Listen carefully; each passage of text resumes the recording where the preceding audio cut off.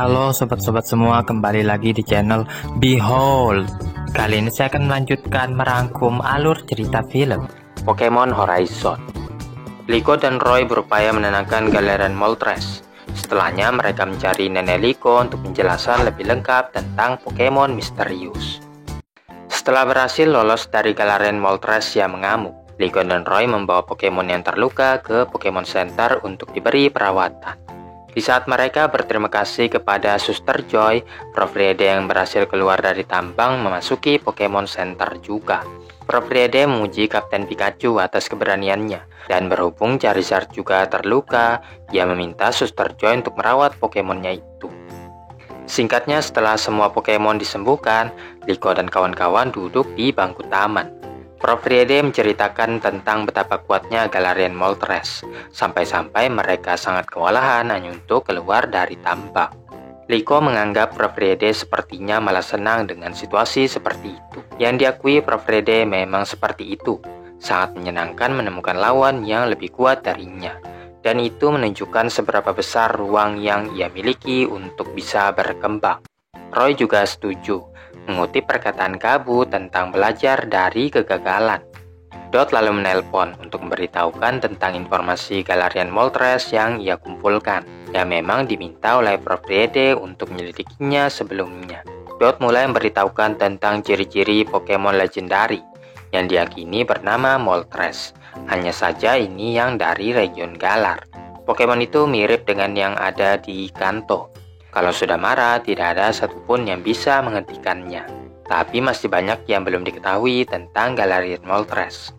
Prof. Riede sangat puas dengan informasi yang diberikan Dot, lalu mengajak mereka untuk mendatangi Galarian Moltres lagi dikarenakan memiliki Ancient Pokeball. Tapi Roy masih ragu bagaimana cara mereka mengalahkan Pokemon legendari yang kuat tersebut. Kalau saja Fuecoco bisa menyemburkan api yang lebih kuat, mungkin mereka ada harapan. Liko ingat sebelumnya Athena menitikkan air mata ketika Galarian Moltres mulai mengamuk. Menduga pasti ada sesuatu di balik kemarahannya. Dari situ Prof. Riede menyimpulkan bahwa seharusnya mereka jangan berpikiran untuk mengalahkan Galarian Moltres, melainkan menangkan amarahnya. Di saat mereka memikirkan caranya, Fuecoco dan Water mulai bertengkar memperebutkan berry. Roy mencoba memisahkan mereka, tapi tidak berhasil. Berry yang mereka perebutkan mendarat di depan Sprigatito yang sedang tidur. Sprigatito lalu menggunakan Sweet Scent untuk menenangkan mereka yang bertengkar.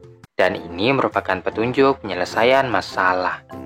Setibanya di depan pintu masuk tambang, Prof. Riede meyakinkan Liko dan Roy untuk bersiap-siap. Mana tahu The Explorer mungkin masih berada di dalam. Saat masuk ke dalamnya, mereka melihat kerusakan yang ditimbulkan Galarian Moltres. Prof. Riede menyuruh Liko dan Roy untuk melarikan diri jika Galarian Moltres mulai menyerang mereka lagi. Liko merasa Galarian Moltres mengalami penderitaan yang cukup parah. Setibanya di luar, ternyata Galarian Moltres sudah menunggu. Prof. Riede dan Roy mengalihkan perhatiannya dengan menyuruh Charizard dan Fuecoco melancarkan Flamethrower. Kemudian Liko serta Sprigatito mulai menciptakan relaxation untuk menenangkan Pokemon legendari. Tapi serangan itu ternyata tidak berpengaruh padanya, sehingga Kapten Pikachu melompat untuk memblok serangan Galarian Moltres. Berikutnya Liko memerintahkan Sprigatito leap back. Pokemon kucing rumput mencampurkan aroma ke dalam serangannya. Akan tetapi Galarian Moltres mengepakkan sayapnya untuk menangkis serangan itu. Atas perintah dari Prof. Riede, Sprigatito melompat ke punggung Charizard yang mengelilingi Galarian Moltres dengan Flamethrower. Fuecoco mendukung mereka berdua dengan melancarkan serangannya juga, memberi kesempatan Sprigatito menggunakan leap back lagi. Namun Galarian Moltres menghentikan serangan tersebut dengan Hurricane yang membuat musuhnya terpental. Liko dan Roy nekat menghampiri Galarian Moltres, menunjukkan bahwa mereka juga mempunyai Ancient Pokeball. Tapi hal ini malah membuat Galarian Moltres makin murka. Galarian Moltres menggunakan Fiery Ward, memaksa mereka untuk bersembunyi di balik batu. Saat Roy hendak diserang, Kapten Pikachu menggunakan Volt Tackle untuk meng-cancel Fiery Ward. Liko menghampiri Galarian Moltres sekali lagi, yang meskipun sudah diperingatkan, Liko hanya ingin tahu perasaannya. Ketika Liko melindungi Pokemonnya dari serangan, tiba-tiba Arbolipa keluar dari Pokeballnya. Pendan Liko juga bersinar dengan menghadirkan dua Pokemon Lucius. Roy masih beranggapan mereka tidak akan pernah bisa mengalahkan Galarian Moltres. Namun Liko tetap optimis, mengambil jalannya sebagai seorang trainer, yaitu mempelajari bagaimana perasaan Pokemon dan menunjukkan kasih sayang kepada mereka. Dengan perasaan Liko yang terhubung dengan Arboliva, Pokemon Zaitun mengaktifkan ability Seed Shower, menciptakan medan berumput yang membangkitkan kekuatan Sprigatito serta menyembuhkan Pokemon Roy dan Propriede. Sprigatito yang bertenaga penuh melancarkan Leaf-Pack lagi. Propriede dan Roy juga mensupport Liko dengan memerintahkan Charizard, Fuecoco, dan Waterl menyiapkan hembusan angin untuk melawan. Galarian Moltres hendak menghentikan kombinasi itu. Akan tetapi Kapten Pikachu menggunakan Double Team untuk membuatnya bingung. Dalam kesempatan ini, Liko menyuruh Sprigatito menggunakan Leaf-Pack terkuatnya yang mengenai telak Galarian Moltres. Saat aroma manis menyebar ke seluruh gua, Galarian Moltres akhirnya menjadi tenang. Pokemon legendari mendarat tepat di hadapan Liko dan mulai berbicara dengan Pendan, yang kini berubah menjadi Pokemon misterius. Galarian Moltres kemudian menurunkan hujan di dalam tambang, yang menurut Liko adalah pertanda bahwa ia sedang menangis. Mereka sangat terkejut ketika melihat Lucius bersama Galarian Moltres membicarakan sesuatu yang disebut rak gua.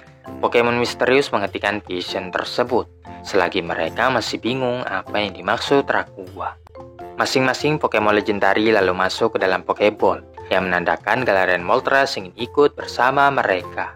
Liko berkesimpulan bahwa Galarian Moltres memiliki keinginan yang sangat dalam, dan mungkin juga memiliki sisi lembutnya. Setelahnya mereka keluar dari dalam gua, dan bertemu dengan Gabu yang sedang melakukan penyelidikan. Gabu sangat bangga karena Liko dan Roy telah membuktikan bahwa mereka bisa menaklukkan Pokemon legendari, bahkan mengajak mereka bertarung dalam pertandingan resmi jikalau bertemu lagi.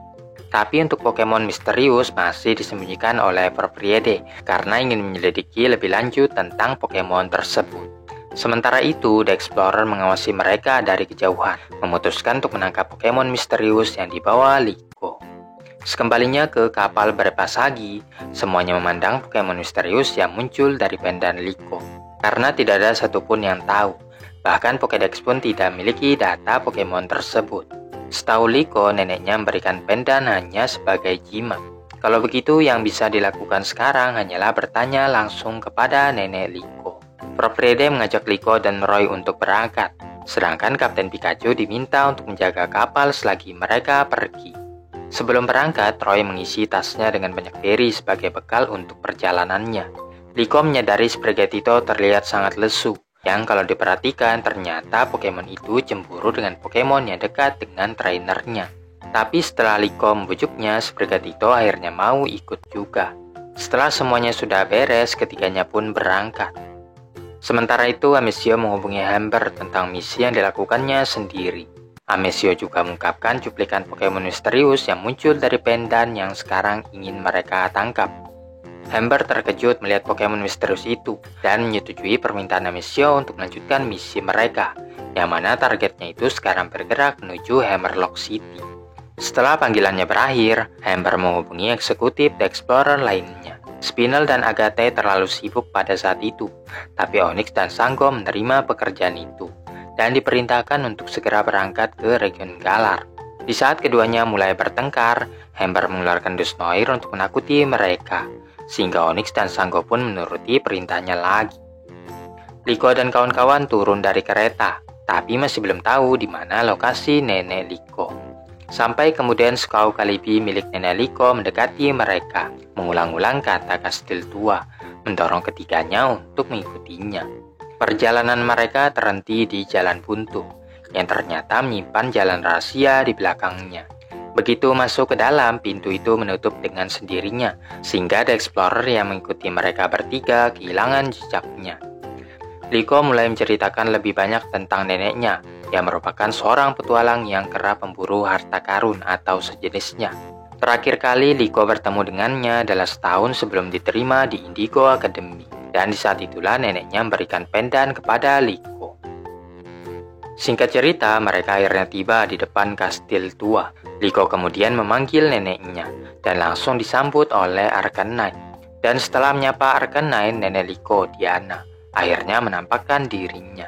Propriede dan Roy memperkenalkan diri mereka kepada Diana, sementara Liko memperkenalkannya kepada partnernya, Sbrigatito.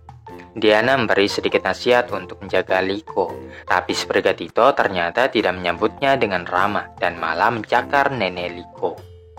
Setelahnya Diana mengajak mereka berkeliling kastil yang berfungsi sebagai salah satu tempat persembunyiannya dan sebagai tempat di mana Pokemon liar bisa datang dan pergi sesuka mereka.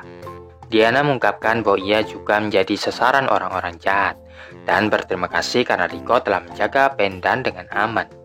Ketika Liko hendak berkata jujur, kebenaran terungkap dengan sendirinya saat Pokemon misterius keluar dari dalam tas. Liko pun menjelaskan bahwa Pendan itu telah berubah menjadi Pokemon ini, yang diidentifikasi Diana sebagai Terapagos. Nenek Liko sendiri tak menyangka Pendan adalah Terapagos yang sedang berhibernasi, meskipun wujudnya berbeda dengan yang pernah dilihatnya. Diana menduga Terapagos dulunya adalah salah satu Pokemon Lucius, yang membuat mereka semua terkejut, terlebih-lebih Roy yang mengkhawatirkan Fuecoco yang lapar. Nenek Liko pun mengajak mereka semua untuk makan dulu. Setelah mencari semalaman suntuk, Amesio memperhatikan bebatuan yang mencurigakan dan menyuruh Cerulean menyerangnya. Hal ini mengungkapkan jalan rahasia di belakangnya. Sehabis selesai makan, Liko minta neneknya untuk menceritakan perjalanannya sebagai seorang petualang. Semuanya dimulai ketika Diana masih kecil, di mana ia menemukan sebuah tas tua di loteng yang isinya adalah pendan dan buku yang ditulis oleh Lucius. Setelah membaca buku itu, Diana jadi termotivasi untuk memulai petualangannya juga, demi mempelajari lebih lanjut tentang Ancient Adventure Lucius. Tapi tidak peduli seberapa kerasnya Diana mencari, ia tidak pernah menemukan satupun tanda keberadaannya. Diana akhirnya menyerah dalam pencariannya, namun tetap berpetualang hingga saat ini. Beberapa bulan yang lalu, seorang teman lama datang menawarkan bantuan. Tapi setelah mengetahui temannya itu terlibat dengan organisasi yang mengincar Pendan, Diana lantas menyewa Rising Voltaker untuk melindungi Liko dan juga pendannya. Diana berterima kasih banyak-banyak kepada Propriede karena telah menjaga cucunya. Roy kemudian menunjukkan Ancient Pokeball Shiny Rayquaza. Liko juga menceritakan penglihatan misterius muncul selama pertemuan mereka dengan Arboliva dan Galarian Moltres, yang kini dicurigai sebenarnya adalah ingatan Terapagos. Ketika Liko menanyakan apa yang dimaksud Rakua, Terapagos tiba-tiba menjerit gembira dan bergerak menuju pintu terdekat. Diana menjawab bahwa Rakua adalah surga yang dicari-cari Lucius, dan beranjak dari tempat duduknya untuk mengambilkan sesuatu, yaitu Lucius Memoir. Namun di tengah perjalanan untuk mengambil item tersebut, para Pokemon memperingatkan tentang adanya penyusup yang mendekat. Beberapa saat kemudian, The Explorer mulai memasuki kastil. Propriede memanggil Charizard yang akan berhadapan dengan Cerulean Amesio. Sementara anggota The Explorer lainnya menutupi rute pelarian Liko dan Roy. Sesaat kemudian, Terapagos lepas dari genggaman Liko dan bertetapan dengan Amesio tanpa alasan yang jelas, seolah-olah Terapagos itu mengenal Amesio.